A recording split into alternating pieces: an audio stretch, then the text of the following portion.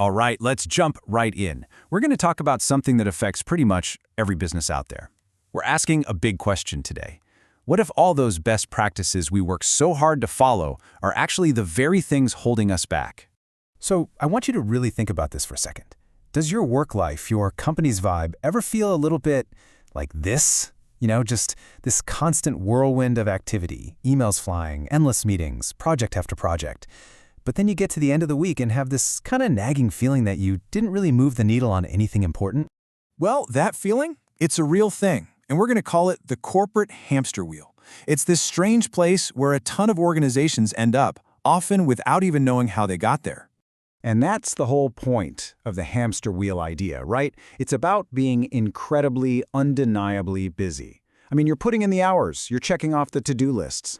But if you could just step back and get a bird's-eye view, you'd see the organization itself isn't really making any huge leaps forward. You're running flat out, but you're just staying in the same old place. So how do so many smart companies get stuck on this wheel? Well, ironically, it almost always starts with a genuine desire to get better. And that brings us to what we can call the best-in-class trap. I mean, think about the standard playbook for getting better in the corporate world. You've got reengineering, you've got benchmarking against your competitors, you've got sharing best practices, right? These are the tools they teach in every business school, the ones used in boardrooms all over the world. But here's the wild idea we're digging into today. What if these tools, these things we trust so much, are actually traps? What if, instead of helping us break new ground, they're just making us spin that hamster wheel faster? The real kicker is in the definition itself. When we say we want to be best in class, what are we actually saying? We're saying we want to be as good as the current leader. The entire goal is capped by what someone else has already done. It's not a launch pad to something new. It's a ceiling. And this is so crucial. There's a huge difference between efficiency and evolution. All those tools we just talked about, they are amazing for making you more efficient, for trimming costs, for speeding up what you already do. But they simply do not have the DNA to help you become something entirely different. So this means we have to start thinking beyond just the next small win, the next little improvement. We have to aim for those giant leaps. Oh, and this just nails the concept perfectly. Think about it like this. You could spend decades making a better, faster, more efficient X-ray machine. And that's great. That's optimization. But it will never, ever become an MRI or a CT scan. That leap required a completely different kind of thinking, a whole new scientific path. It's the same with a car engine versus a Maglev train. One is perfecting an old idea, the other is a whole new world. And when you stay stuck trying to perfect that old system, the X-ray, the car engine, that's exactly how you fall into the activity trap.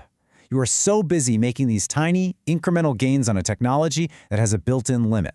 It's kind of like polishing a brass lamp with all your might, when what you should be doing is inventing the light bulb. Okay, so if benchmarking and copying best practices aren't the answer, what is? How does a company actually truly evolve? Well, the alternative path is through deep science. Now, this isn't about small tweaks. It's a complete shift in strategy. It means you've got to make real, serious investments in foundational science. It means building a culture where intense R&D isn't just a department, it's the heart of the company. And crucially, it means looking outside your own four walls and teaming up with the universities and scientific institutions that are working on the next big thing. But here's the thing. This path, this evolution, it's not really about labs and beakers and funding alone. When you boil it all down, it's about people.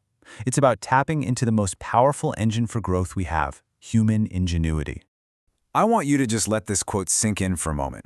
You can have the shiniest factories, the slickest processes, the most efficient machines on the planet. But all those things are static. They can't imagine a different future. Real evolution, that comes from the human mind. It comes from what we're calling science people. The researchers, the dreamers, the scientists who can see beyond what already exists. So that brings us to the final question, the one we should all be asking about our own work, our own companies. When you look at all the daily activity, all that busyness, are you just getting more and more efficient at running on that wheel? Or are you actually building what it takes to break it apart and evolve into something new?